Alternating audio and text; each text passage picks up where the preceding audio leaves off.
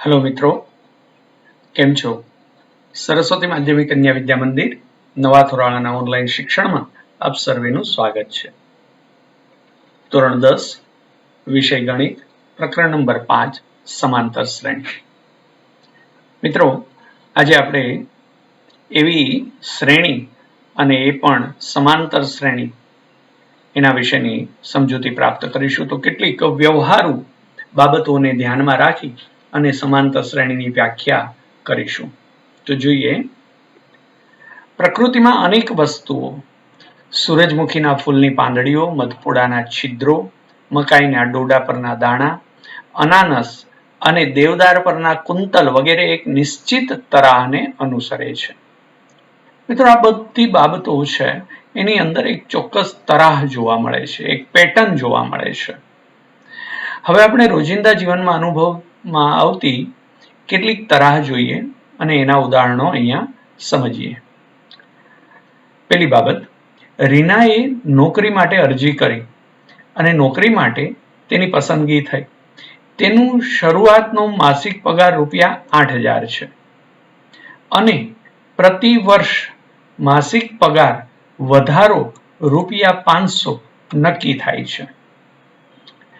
તેનું રૂપિયામાં માસિક પગાર પ્રથમ, દ્વિતીય, તૃતીય વર્ષે અનુક્રમે 8,000, 8,500, 9,000 વગેરે હશે, કારણ કે મિત્રો એનો શરૂઆતનો માસિક પગાર 8,000 છે। હવે એક વર્ષના અંતે એનો હવે માસિક પગારમાં ₹500 વધારો થશે, એટલે હવે એનો માસિક પગાર થઈ જશે 8,500 બીજા વર્ષની શરૂઆતથી।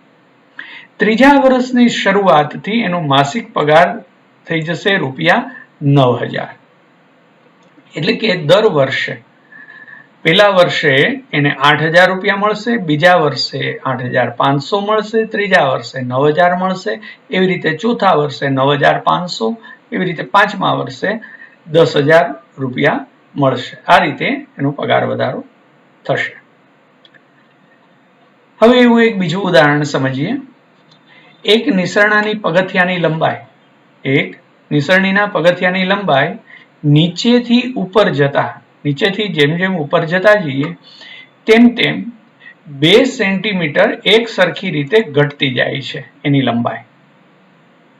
તો સૌથી નીચેના પગથિયાની લંબાઈ જો 45 સેન્ટીમીટર છે અને તળિયાથી ટોચ તરફના પહેલા, બીજા અને ત્રીજાથી માંડી અને 8મા પગથિયાની સેન્ટીમીટરમાં લંબાઈ અનુક્રમે આ પ્રકારે થશે, કારણ કે દરેક પગથિયાએ 2 સેન્ટીમીટરનો ઘટાડો થતો જાય છે। તો પહેલું પગથિયું 45 સેન્ટીમીટરનું, બીજું 2 સેન્ટીમીટરનો ઘટાડો એટલે 43, પાછું 2 નો ઘટાડો એટલે 41, એવી રીતે 39, વળી 2 નો ઘટાડો એટલે 37, આ રીતે ઘટતા ઘટતા 8મું પગથિયું છે એ 31 સેન્ટીમીટર નું થશે।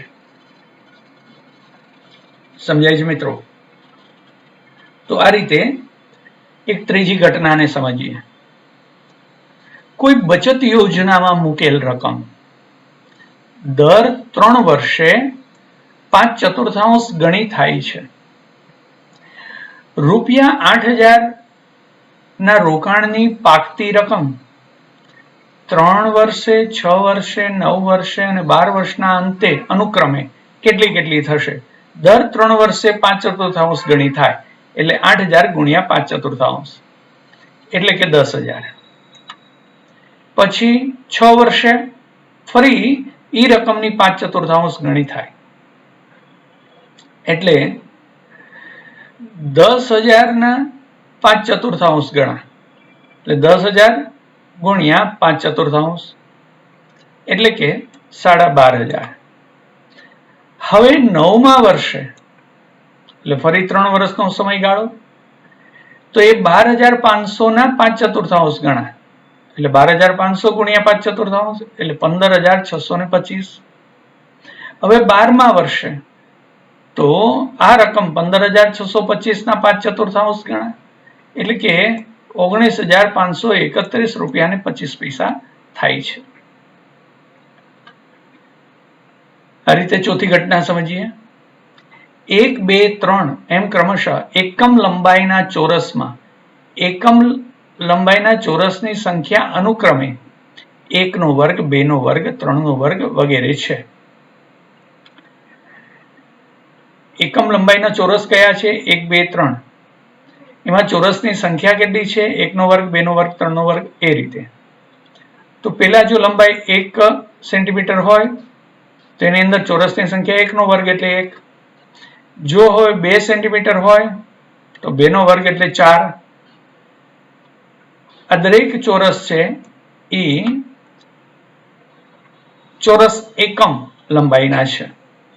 હવે 3 સેન્ટીમીટરની લંબાઈ હોય તો 3 નો વર્ગ એટલે 9 ચોરસ એકમ મળે. આ જ રીતે પાંચમી ઘટનાને જોઈએ. શકીલા જ્યારે તેની પુત્રી 1 વર્ષની હતી ત્યારે તેના ગલ્લામાં રૂપિયા 100 મૂકે છે અને પછી તે દરેક વર્ષે તેમાં રૂપિયા 50 નો ઉમેરો કરે છે. એટલે પહેલા વર્ષની જ્યારે એની પુત્રી 1 વર્ષની હતી ત્યારે એણે ગલ્લામાં 100 રૂપિયા મૂક્યા. હવે દર વર્ષે એમાં 50 નો ઉમેરો કરે છે. એટલે કે બીજા વર્ષે એમાં 50 રૂપિયા ઉમેરે છે એટલે 150 રૂપિયા. ગલ્લામાં હવે થશે 150 રૂપિયા. ત્રીજા વર્ષના અંતે એ ફરી 50 ઉમેરશે એટલે થશે 200 રૂપિયા. એ જ રીતે ગલ્લામાં અનુક્રમે રકમ 100, 150, 200, 250 આ રીતે દર વર્ષના અંતે રકમ થતી જશે. હવે ઘટનાને સમજીએ. સસલાનું એક જોડું પ્રથમ મહિને પ્રજનન કરવા માટે પરિપક્વ નથી, પહેલા મહિને નથી. સસલાની પ્રત્યેક નવી જોડ બીજા અને આવનારા દરેક મહિને એક જોડ સસલાને જન્મ આપે છે. પહેલો મહિનો હોય ત્યાં સુધી એ પ્રજનન કરી શકતા નથી, પરંતુ ત્યાર પછીના દરેક મહિને એટલે કે બીજા મહિનાથી એ પ્રજનન કરી અને એક જોડ સસલાને જન્મ આપે છે. આકૃતિમાં આપણને એ સમજાયું છે.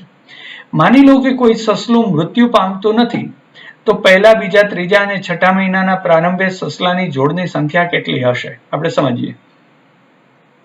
પહેલા મહિને આ એક જોડ સસલું છે. એ અત્યારે પ્રજનન કરીને નવી કોઈ સંતતિ ઉત્પન્ન કરતું નથી, એટલે બીજા મહિને પણ હજી એ એક જોડ સસલું એક જ જોડ છે, પરંતુ હવે બીજો મહિનો થયો એટલે એ પ્રજનન કરી શકે છે, એટલે એક જોડ નવી સંતતિ ઉત્પન્ન કરે છે. ત્રીજા મહિને એ જોડનું સસલું તો એમનેમ છે, પરંતુ એ એક જોડ ઉત્પન્ન કરી શકે છે. હવે ત્યારે આ સસલું છે એ બીજા મહિનાનું થયું, માટે એ સસલું પણ એક જોડ સસલું ઉત્પન્ન કરી શકે છે. ત્યાર પછી દરેક મહિને, ત્રીજા મહિને આ એક જોડ ઉત્પન્ન થાય છે, ચોથા મહિને આ એક જોડ ઉત્પન્ન થાય છે. એ જ રીતે આ બીજા મહિનાથી એક જોડ ઉત્પન્ન કરે છે. આ સસલાની જોડ અહીંયા બીજા મહિને થશે એટલે અહીંયાથી નવી સસલાની જોડ ઉત્પન્ન કરશે. આ ત્રીજા મહિને ફરી એક જોડ સસલાની ઉત્પન્ન કરશે. તો એનો અર્થ એ થયો કે પહેલા, બીજા, ત્રીજા, ચોથા, પાંચમા અને છઠ્ઠા મહિને સસલાની છઠ્ઠા મહિનાની શરૂઆતમાં સસલાની કેટલી જોડ હશે? તો અહીંયા જોઈ શકીએ છીએ મિત્રો 8 જોડ હશે.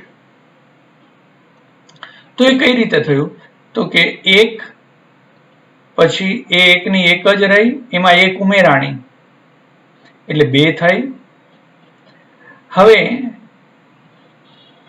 ત્યાર પછી પાછી અહીંયા એક ઉમેરાણી અને અહીંયા પણ એક ઉમેરાણી, પરંતુ અહીંયા એ 3 થઈ અને ત્યાર પછીની સંખ્યામાં એ 5 થઈ અને ત્યાર પછીનામાં 8 થઈ.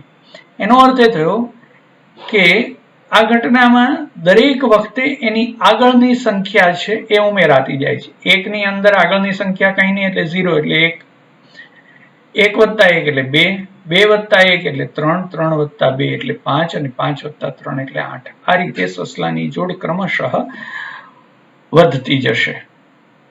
તો આ બધી આપણે 6 ઘટનાઓ જોઈ ગયા. તો આ 6 ઘટનાઓની અંદર કોઈ એક ચોક્કસ પેટર્ન, કોઈ એક ચોક્કસ તરાહ જોવા મળે છે. હવે આપણે આવી કેટલીક તરાહોની અંદર કેટલાકમાં અચળ સંખ્યા વડે ગુણવાથી, જ્યારે કેટલાકમાં ક્રમિક સંખ્યાના વર્ગ સ્વરૂપે, કેટલાકમાં અચળ સંખ્યા ઉમેરાવાથી નવું પદ મળે વગેરે નવી નવી તરાહો જોવા મળતી હોય છે. આ પ્રકરણમાં આપણે જેમાં પુરોગામી પદમાં અચળ સંખ્યા ઉમેરવાથી અનુગામી પદ મળે એવી એક ચોક્કસ પેટર્ન તરાહની ચર્ચા કરીશું. આપણે એ પણ જોઈશું કે તેનું nમું પદ અને n ક્રમિક પદોનો સરવાળો કેવી રીતે શોધી શકાય છે. એટલે કે કોઈ એક ચોક્કસ તરાહ વાળા દરેક પદો હોય તો એમાં ગમે એટલાનું પદ, nમું પદ મીન્સ ગમે એટલાનું પદ અને એવા n પદોનો સરવાળો આપણે શોધી શકીએ, એની ચર્ચા અને એના ઉકેલ આપણે આ પ્રકરણની અંદર જોઈશું. તો હવે પહેલો પ્રશ્ન એ થાય કે આવી જુદી જુદી તરાહ હોય એમાં એક પેટર્ન, ચોક્કસ પેટર્ન જે આપણે અહીંયા જોઈ ગયા કે અનુગામી પદ કઈ રીતે મળે છે. પુરોગામી પદમાં કોઈ અચળ સંખ્યા ઉમેરવાથી અનુગામી પદ મળે. તો એ જ બાબતને સમાંતર શ્રેણી સ્વરૂપે સમજીએ, જેમાં નીચે અમુક કેટલીક શ્રેણીઓ આપેલી છે, જેમાં 1, 2, 3, 4 વગેરે, 100, 70, 40, 10, -3, -2, -1, 0, એ જ રીતે 3, 3, 3, 3, -1, -1.5, -2, -2.5. આ યાદીમાં આપેલ દરેક સંખ્યાને પદ કહેવાય. અહીંયા 3, 3, 3, 3 તો એ બધા પદ છે. -1, -1.5, -2, -2.5 આ બધા પદ છે. ઉપરની યાદીમાં એક પદ આપેલ હોય તો પછીનું પદ તમે લખી શકશો. દાખલા તરીકે અહીંયા પહેલી યાદી છે તો એની અંદર પહેલું, બીજું, ત્રીજું પદ અને ચોથું પદ આપેલું છે, તો એના પછીનું પદ આપણે લખી શકીએ. તો મિત્રો તમને સ્પષ્ટ ખ્યાલ આવી જાય છે કે 1 ની અંદર 1 ઉમેરીએ તો 2, 2 માં 1 ઉમેરીએ તો 3, 3 માં 1 ઉમેરીએ તો 4, તો 4 માં 1 ઉમેરીએ તો 5 મળે. મતલબ કે એનું અનુગામી પદ કઈ રીતે મળશે એ આપણે કહી શકીએ છીએ. એવી જ રીતે 100 માંથી 70, 70 માંથી 40, 40 માંથી 10, એનો અર્થ કે 100 માંથી 30 બાદ કરીએ તો 70, 70 માંથી 30 બાદ કરીએ તો 40, 40 માંથી 30 બાદ કરીએ તો 10, તો હવે 10 માંથી 30 બાદ કરીએ તો -20. તો આ રીતે અનુગામી પદ કયું હશે આપણે નક્કી કરી શકીએ છીએ. સેમ એવું ત્રીજી પેટર્નની અંદર જોઈએ તો -3 માં +1 ઉમેરીએ તો -2, એમાં +1 ઉમેરીએ તો -1, +1 ઉમેરીએ તો 0, એમાં +1 ઉમેરીએ તો 1 આવશે. તો આ રીતે એના અનુગામી પદ વિશેનો આપણને ખ્યાલ આવે છે. એ જ રીતે અહીંયા ચોથી તરાહની અંદર 3, 3, 3, 3, એનો અર્થ કે દરેક પદની અંદર 0 ઉમેરીએ છીએ તો હવે પછીનું પદ 3, 3, 3 હોય. એવી જ રીતે અહીંયા -1, -1.5, તો દરેક વખતે -0.5 ઉમેરીએ છીએ તો -2.5, તો -3, -3.5 વગેરે આપણને મળી શકે. એનો અર્થ એ થયો કે એના અનુગામી પદ કયા હશે એ આપણે લખી શકીએ છીએ. તો અહીંયા આપણે એ જ બાબતની જે ચર્ચા કરી ગયા એ વસ્તુ આવેલી છે કે પેલી તરાહની અંદર 1 ક્રમશઃ વધે છે, 30 ઓછા થાય છે.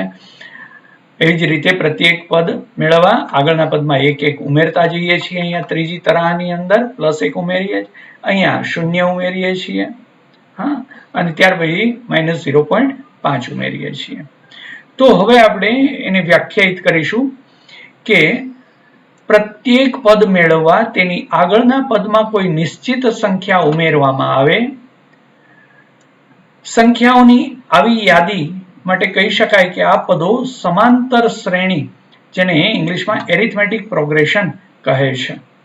એટલે આપણે એને વ્યાખ્યાયિત કરીએ તો એમ કહી શકાય કે જેમાં પ્રથમ પદ સિવાયના પ્રત્યેક પદ આગળના પદમાં નિશ્ચિત સંખ્યા ઉમેરીને મેળવી શકાય તેવી સંખ્યાઓની યાદી એ સમાંતર શ્રેણી છે. એટલે જેમાં પ્રથમ પદ સિવાય, પ્રથમ પદ તો નિશ્ચિત હોય, એમાં કંઈ ઉમેરવાનું હોય નહીં, પ્રથમ પદ સિવાયના દરેક પદમાં આગળના પદમાં કોઈ નિશ્ચિત સંખ્યા ઉમેરીને મેળવી શકાતું હોય આવી સંખ્યાઓની જે આખી યાદી છે એને સમાંતર શ્રેણી કહી શકાય. આ નિશ્ચિત સંખ્યાને સમાંતર શ્રેણીનો સામાન્ય તફાવત કહેવાય છે અને એનું જે પ્રથમ પદ છે એને અગ્રપદ અથવા તો એને પ્રથમ પદ કહીએ છીએ. યાદ રાખવું કે આ સામાન્ય તફાવત ધન, ઋણ અથવા શૂન્ય કોઈ પણ હોઈ શકે છે. હવે આપણે એને સંકેતમાં કઈ રીતે દર્શાવીએ છીએ? તો પ્રથમ પદને a1 અથવા a વડે દર્શાવીએ છીએ. એવી જ રીતે ક્રમિક બીજા પદને a2, a3 up to an, એનમા પદને આપણે an વડે દર્શાવીએ છીએ. સામાન્ય તફાવતને આપણે d વડે દર્શાવીએ છીએ, જેને કોમન ડિફરન્સ કહીએ છીએ. તો સમાંતર શ્રેણી આ પ્રકારે થશે a1, a2, a3 up to an. જ્યાં સામાન્ય તફાવત મેળવવા માટેનું સામાન્ય સૂત્ર છે d બરાબર a2 minus a1, એટલે કે બીજા પદમાંથી પહેલું પદ બાદ કરીએ અથવા તો ત્રીજા પદમાંથી બીજું પદ બાદ કરીએ. ટૂંકમાં કોઈ પણ બે ક્રમિક પદો હોય એમાં પછીના પદમાંથી પુરોગામી પદ બાદ કરીએ તો આપણને સામાન્ય તફાવત d મળે છે. આ d નું પ્રથમ સૂત્ર થયું મિત્રો. અહીંયા d ના આપણે જુદા જુદા સૂત્રો જોઈશું, જેમાં આ પ્રથમ સૂત્ર છે જેને નોંધી લેશો કે d બરાબર a2 minus a1 અથવા a3 minus a2 અથવા a4 minus a3, એવી જ રીતે an minus an minus 1 એ વ્યાપક સૂત્ર છે. તો કેટલાક ઉદાહરણ આપણે સમાંતર શ્રેણીના જોઈએ.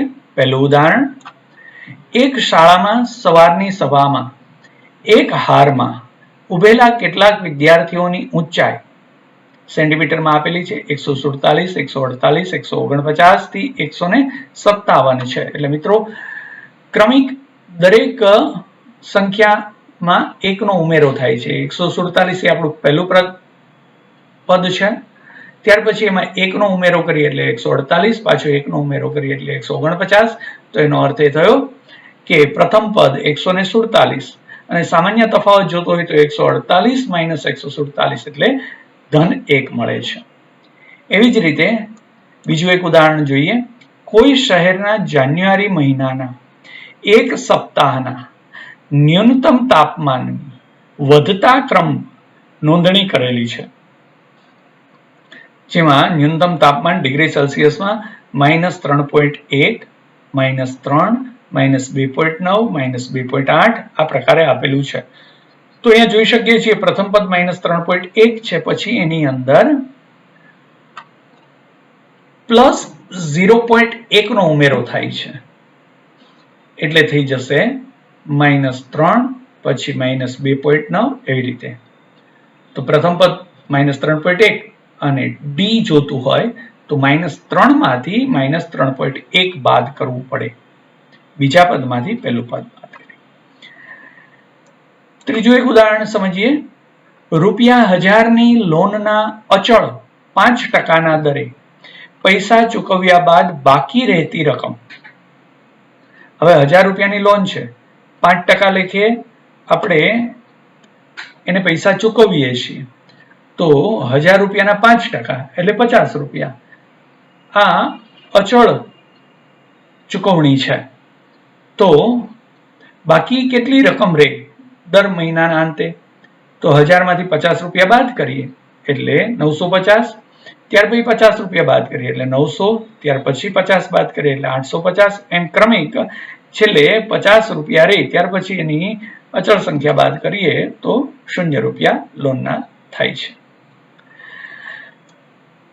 આ જ રીતે ચોથું ઉદાહરણ જોઈએ. કોઈ શાળામાં 1 થી 12 ધોરણના પ્રથમ ક્રમે આવેલ વિદ્યાર્થીઓને અપાતી રોકડ ઇનામની રકમ 200, 250, 300, 350 થી ક્રમશઃ 750 સુધી છે. તો એનો અર્થ એ થયો કે પહેલા ધોરણવાળાને ₹200, બીજા ધોરણવાળાને 250, ત્રીજા વાળાને 300, ચોથા ધોરણવાળાને 350, એમ ક્રમિક ધોરણને કારણે ₹50 નો વધારો થતો જાય છે. ત્યાર પછીનું એક ઉદાહરણ સમજીએ. આ બધી સમાંતર શ્રેણીઓ છે જે સરખી સંખ્યામાં d તફાવત મળે છે.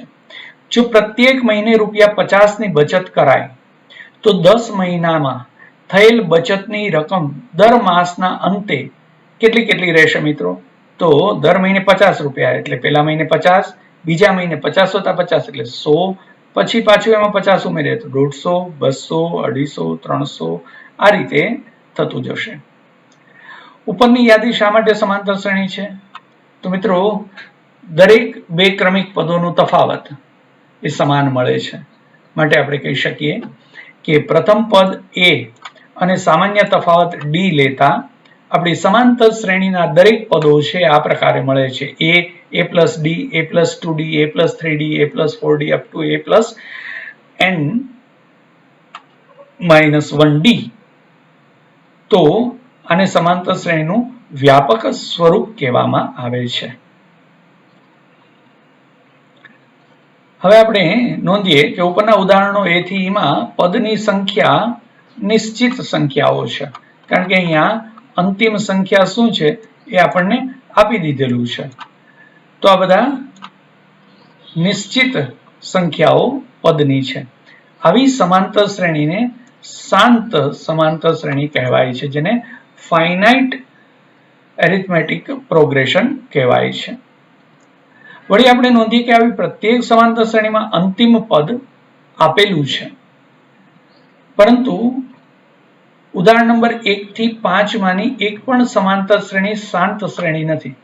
પૂર્વે આપણે જોઈ ગયા 1 થી 5 સમાંતર શ્રેણીઓ, એમાં એક પણ શાંત સમાંતર શ્રેણી નથી, તો એને અનંત સમાંતર શ્રેણી ઇનફાઇનાઇટ એરિથમેટિક પ્રોગ્રેશન કહેવાય છે.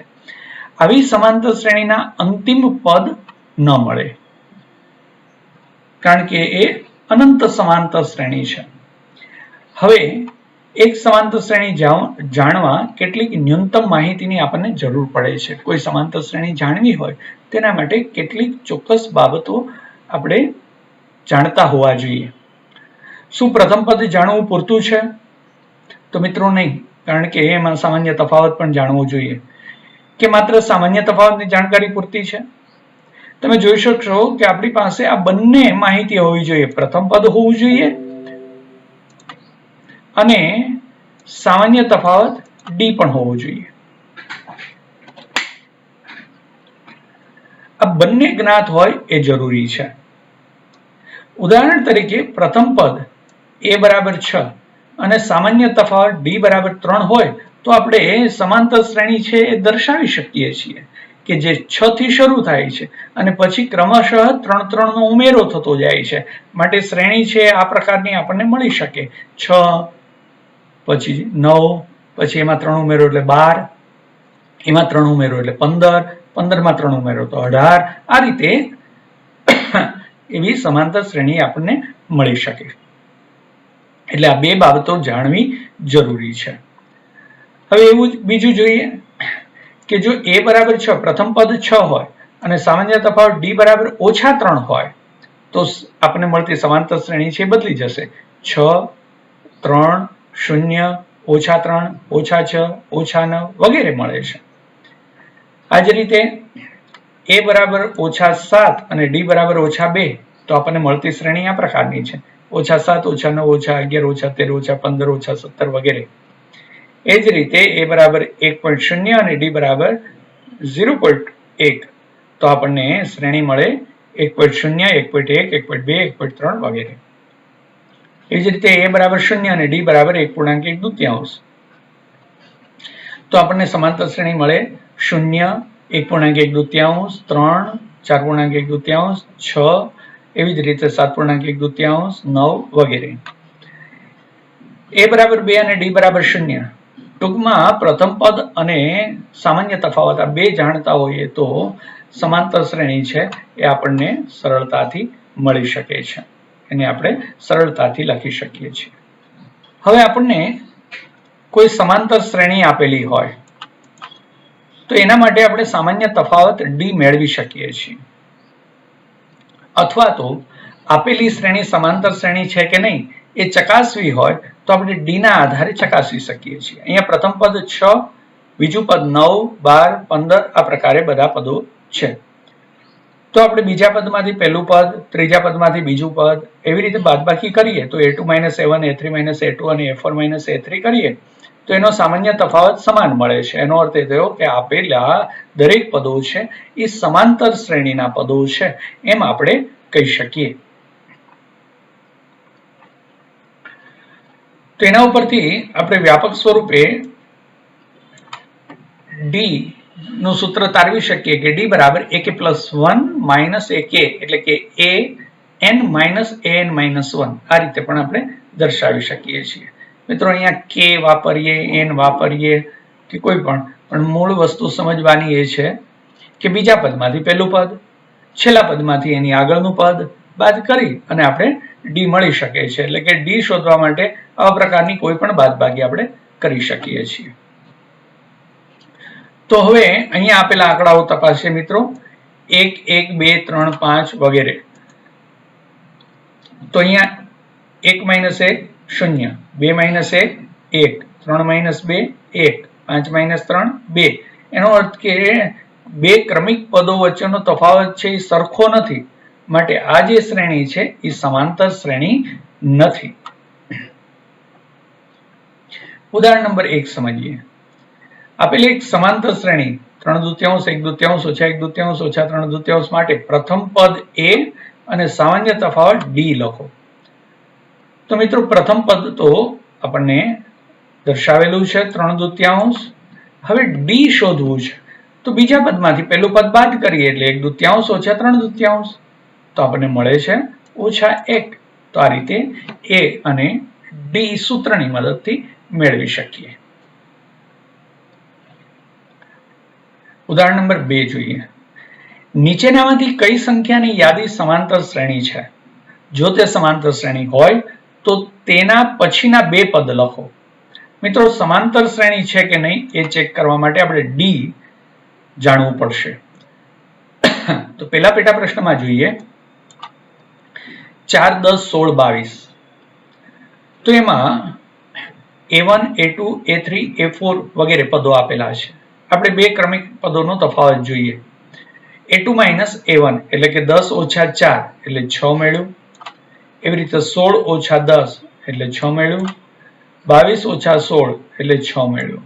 એનો અર્થ કે ડી છે એ સમાન રહી છે, માટે પહેલા પેટા પ્રશ્નમાં આપેલી શ્રેણી છે સમાંતર શ્રેણી છે. તો હવે ત્યાર પછીના બે પદ લખવાના છે. તો આની અંદર આપણે ડી ઉમેરી દઈએ. તો 22 + 6 એટલે 28 અને 28 + 6 એટલે 34. તો આપણને ત્યાર પછીના બે પદ આ રીતે મળી શકે છે. બીજા પેટા પ્રશ્નમાં ચકાસીએ. પ્રથમ પદ 1, બીજું પદ -1, -3, -5. તો આપણે ડી મેળવીએ. a2 - a1 એટલે -1, -1 એટલે -2. ત્યાર પછી a3 - a2 એટલે -3, -1 એટલે -2. તો ક્રમિક બબ્બે પદોનો તફાવત છે એ -2, -2, -2 એટલે કે ડી સમાન છે. તો આપેલ શ્રેણી પણ સમાંતર શ્રેણી છે. તો એના પછીના બે પદો કયા હોઈ શકે? તો છેલ્લું પદ -5 છે, એની અંદર ડી ઉમેરીએ એટલે કે -2 ઉમેરીએ. તો -5 - 2 એટલે -7, પછી -9. આ રીતના ત્યાર પછીના બે પદો આપણને મળે, -7 અને -9. તો એ જ રીતે ત્રીજો પેટા પ્રશ્ન જોઈએ. -2, 2, -2, 2, -2. તો અહીંયા ક્રમિક બે પદોનો તફાવત 2 - 2 એટલે મળશે +4. એવી જ રીતે -2 -2 તો -4 મળશે. એનો અર્થ કે ડી છે એ સમાન મળતું નથી. એક વખત +4 મળે છે, એક વખત -4 મળે છે, માટે ત્રીજા પેટા પ્રશ્નમાં આપેલ શ્રેણી છે સમાંતર શ્રેણી બનાવતી નથી. ચોથો પેટા પ્રશ્ન જોઈએ. 1 1 1 2 2 2 3 3 3. તો અહીંયા a2 - a1 એટલે 1 - 1 0, 1 - 1 0, 2 - 1 1. તો અહીંયા પણ ડી સમાન નથી, માટે આ પણ શ્રેણી સમાંતર શ્રેણી નથી, કારણ કે અહીંયા પણ ડી સમાન નથી. તો આ રીતે આપણને ડી ની ચકાસણી ઉપરથી આપેલ શ્રેણી છે સમાંતર શ્રેણી છે કે નહીં એ આપણે નક્કી કરી શકતા હોઈએ છીએ મિત્રો. હવે જોઈએ મિત્રો સ્વાધ્યાય 5.1 અને એના દાખલાઓના ઉકેલ છે એ સમજીશું.